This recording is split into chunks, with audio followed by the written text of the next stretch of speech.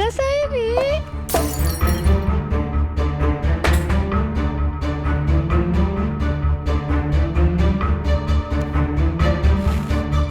अक्का साहेब ये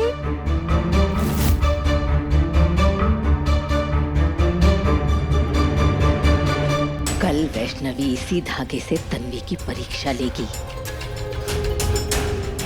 इस धागे से तन्वी की हथेली जगह जगह इस तरह कटेगी कि इसकी हथेली में बनी हुई किस्मत की लकीरें हमेशा के लिए मिल जाएंगी। विषय संभला।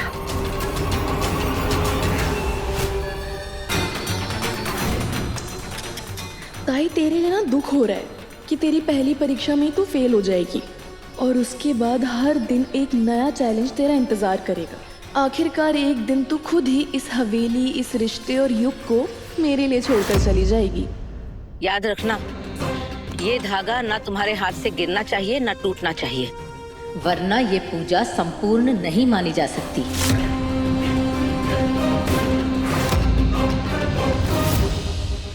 आई, जिस तरह युग के लिए मुझे इस घर में वापस आने का इशारा दिया, उसी तरह रस्म को पूरा करने के लिए मुझे इतनी शक्ति देना कि मेरा हर कदम युग की रक्षा की तरफ बढ़े।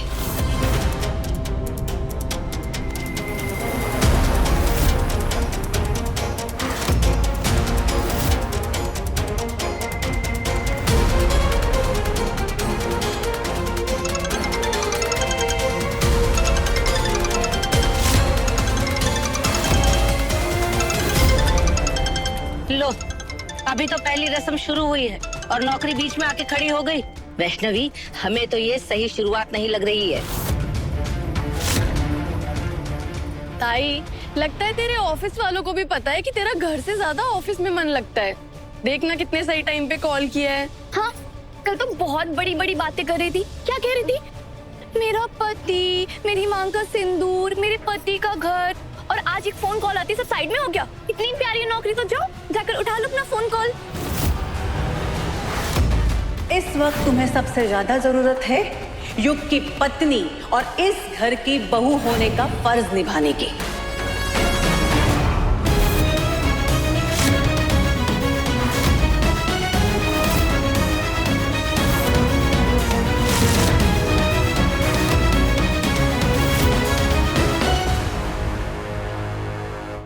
अक्का साहब, अब तक तो दर्द की झलक इसके चेहरे पर आ जानी चाहिए थी, लेकिन इससे तो कोई फर्क ही नहीं पड़ रहा है। कहीं हमारी चाल उल्टी ना पड़ जाए अक्का साहब। चुप रहो, हमारी योजना कभी असफल नहीं हो सकती। रुको जरा।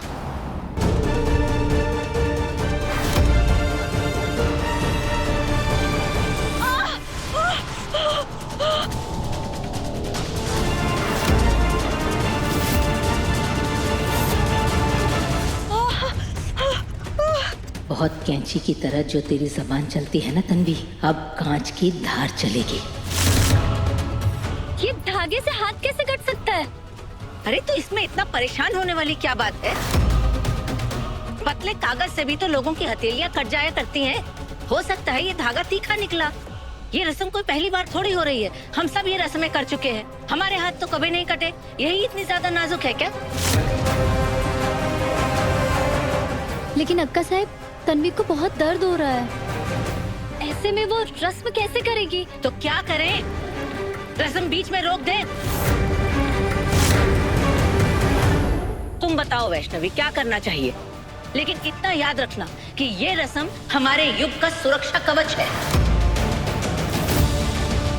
अगर इस रस्म को बीच में तोड़ा गया तो ये घोर अपशगुन हो जाएगा युग के लिए।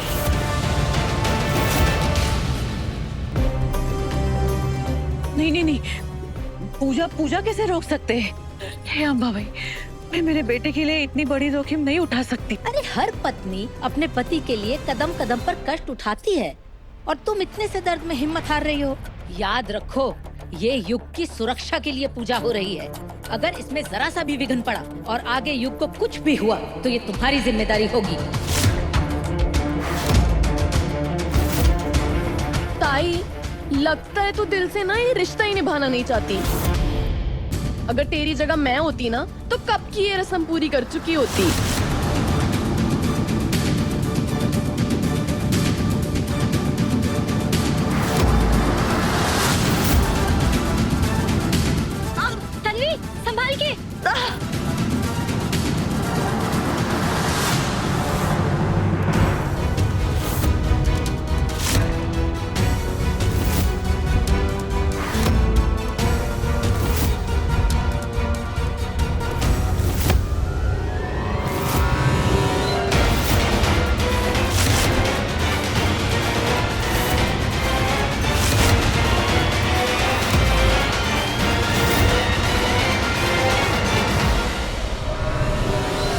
क्या ड्रामा चल रहा है रस्म के नाम पे?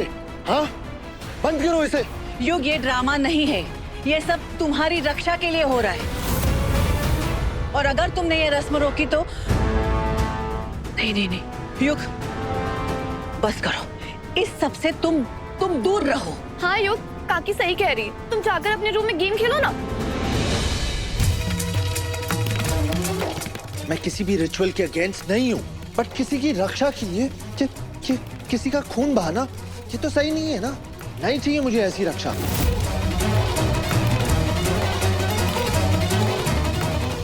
And this is not okay. Tanvi दर्द में है और आप लोग सब खड़े होके देख रहे हो।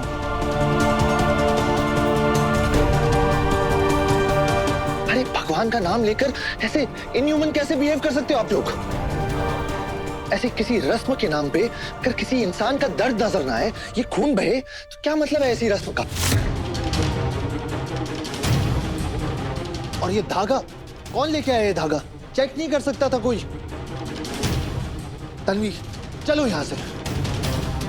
तन्वी आई सेड ये छोड़ो और चलो, ये धागा डिफेक्टिव है। और मैं तुम्हें ऐसे और हर्ट नहीं देख सकता। हाँ हाँ, जाओ जाओ, लेकिन इतना याद रखना कि ये पूजा युग की सुरक्षा के लिए हो रही है। अगर हमारे बच्चे के साथ कुछ भी अपशगुन हुआ तो उसकी जिम्मेदार सिर्फ तुम होगी तन्वी।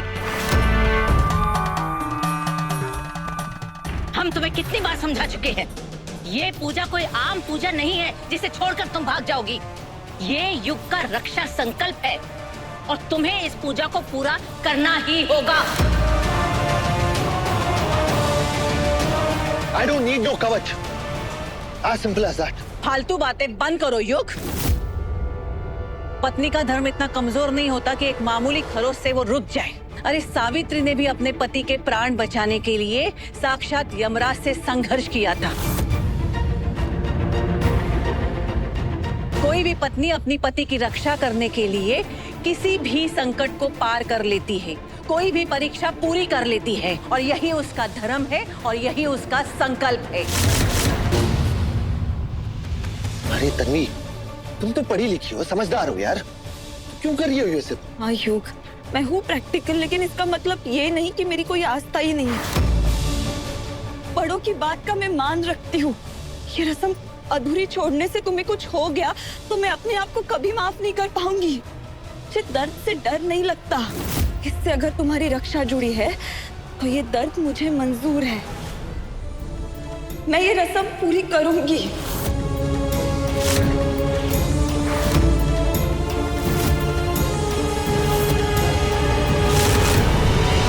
क्या मतलब है महान बनके? अपना दिमाग यूज करो ना प्लीज। मुझे कुछ नहीं सुनना है युग। चलो यहाँ से। मैं ये रस्म पूरी करूंगी, तुम हटो यहाँ से। नो वे तन्वी। मैंने कहा ना युग।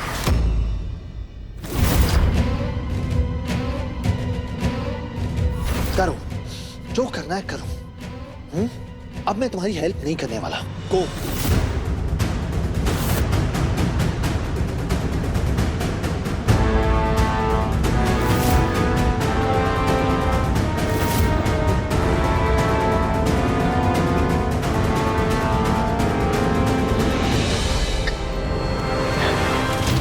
अच्छा खासा घर का खर्चा चला रही थी तन्वी, अब उसके जाने के बाद ऐसा लग रहा है कि जैसे पैसों का अकाल पड़ गया है।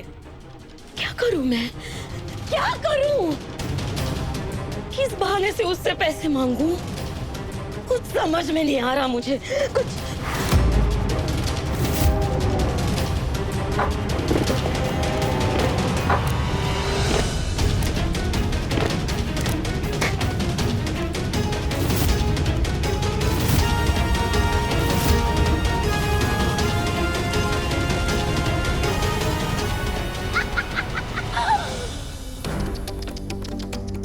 बाबा की गोलियां तो गिर गई, जमीन पे गिर गई। अब क्या करे, बाबा को दवाई कैसे दे? मेरे पास तो पैसे ही नहीं है। अब क्या करेगी तन्वी? बाबा की तबीयत खराब है और तन्वी मना कर दे, उसे तो देना ही पड़ेगा।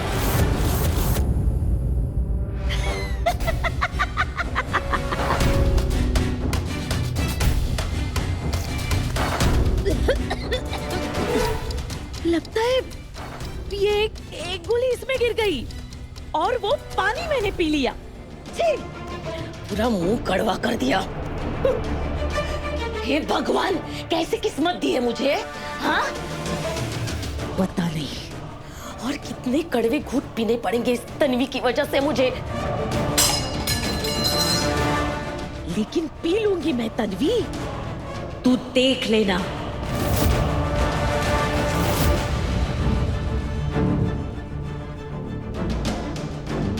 तन्वी,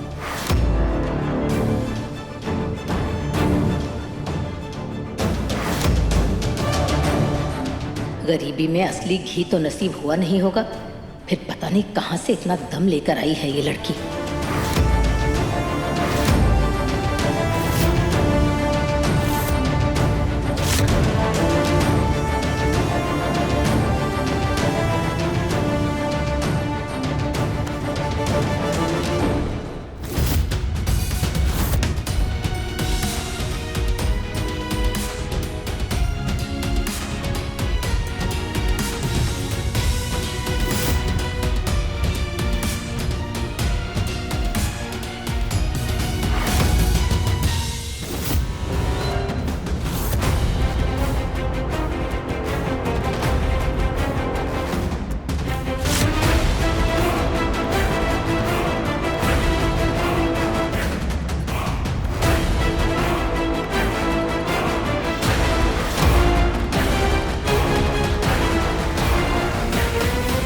आई,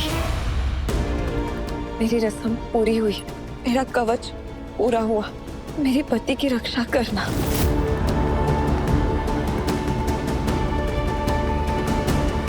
अभी रस्म पूरी कहाँ हुई वैष्णवी?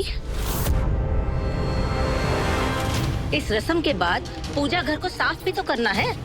तन्वी, दोपहर में इस पूजा घर की अच्छे तरह से सफाई करो। पूजा घर का हर बर्तन साफ करो, चांदी, पीतल, तांबे का हर बर्तन घिस घिस के साफ करो। और हाँ, इस काम में तुम्हारी कोई भी मदद नहीं करेगा।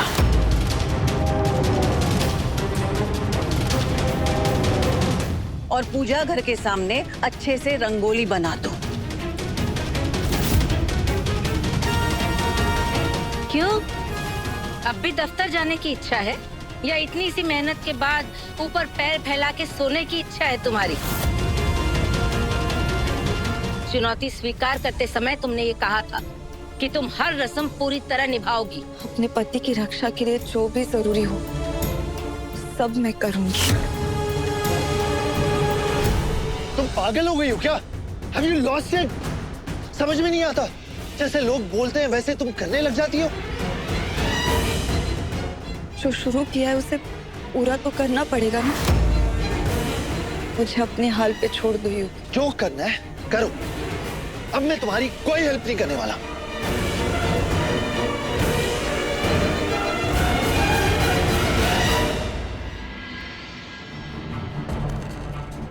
अक्का साहब, हमारी तो उंगली में पिन भी चुभ जाए तो 2 दिन लेती हूँ आराम करने के लिए, और ये इतनी चोट लगने के बाद भी बर्तन किसे जा रही है। अगर ये जिद्दी है ना सिंदूरा, तो ये सरपोतदारों की जिद को जानती नहीं है। हम इसे हमारे घर से बाहर निकाल कर ही रहेंगे।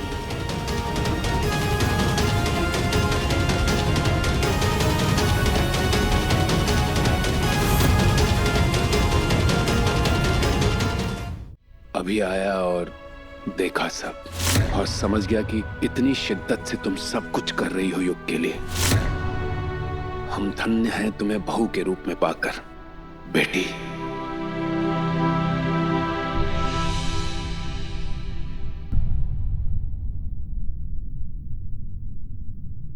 तुम इस घर की लक्ष्मी हो, और मैं जानता हूं कि तुम इस घर को स्वर्ग बना सकती हो।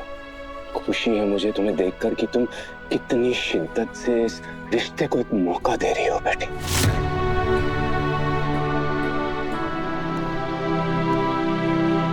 मेरा आशीर्वाद हमेशा तुम्हारे साथ रहेगा, हमेशा।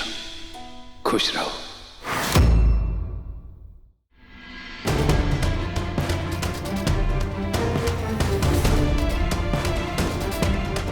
वैष्णवी, आज की परीक्षा पूरी हुई, कल दूसरी परीक्षा होगी। अब इन मटकों पर एक स्वस्तिक बनाकर अपनी पहली रस्म का समापन करो।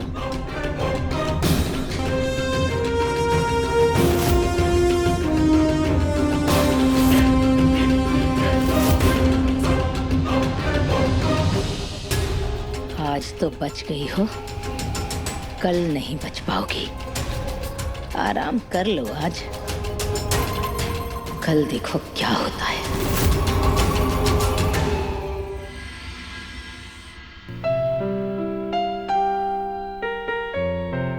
मुझे दर्द से डर नहीं लगता।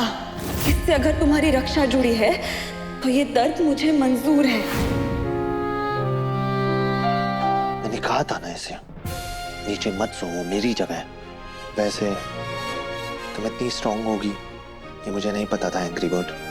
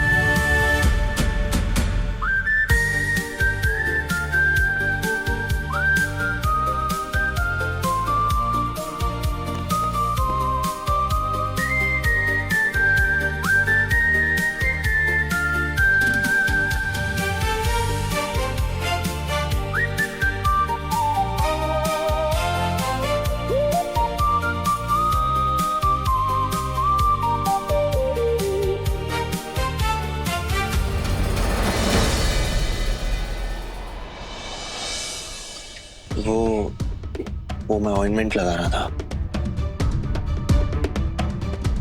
थैंक यू, लेकिन इसकी कोई जरूरत नहीं थी। वाह, थैंक यू भी बोल रही हो और एटीट्यूड भी दिखा रही हो। और मैंने तुम्हें क्या कहा था, ये वाली जगह मेरी है, तुम क्यों सोई यहाँ पे? एनीवेज, मुझे एक बात बताओ, यही अगर तुम आज ऑफिस चली जाती तो क्या होता? ये सब कुछ नहीं होता ना? क्यों नहीं गई? तुम नहीं समझोगे, क्योंकि मैं तुम्हारी तरह नहीं हूं ना, जिससे फर्क ही नहीं पड़ता कि लोग अपने बारे में क्या बोल रहे हैं, क्या सोच रहे हैं। लेकिन मुझे पड़ता है, और मैं नहीं चाहती कि लोग मेरे बारे में कुछ भी गलत बोले।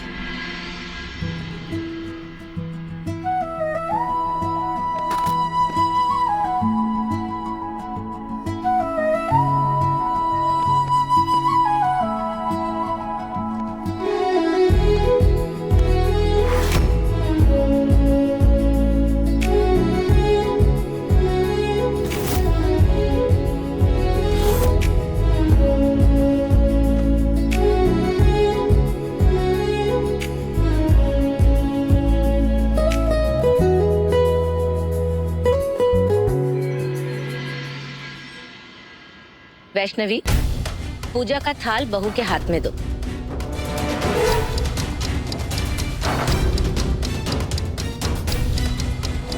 कल तुमने पूजा घर की जो साफ सफाई की थी, आज की पूजा की तैयारी थी। आज पहली बार तुम इस घर की बहू बनकर विधि विधान से पूजा करोगी।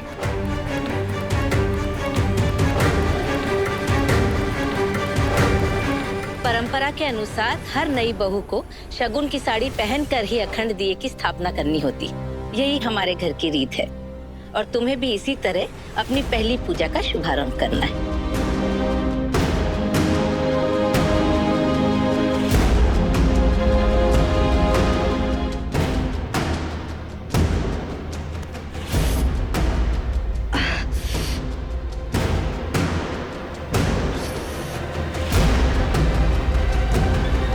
जाओ तन्वी, शगुन की साड़ी पहन कर आओ।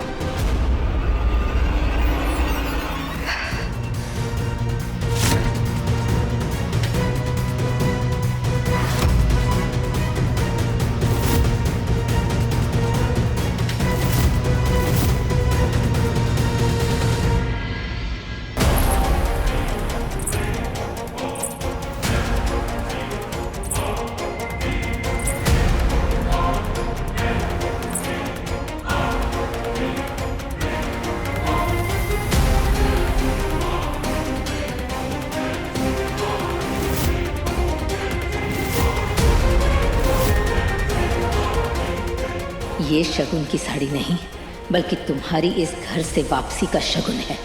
आज होगा असली धमाका।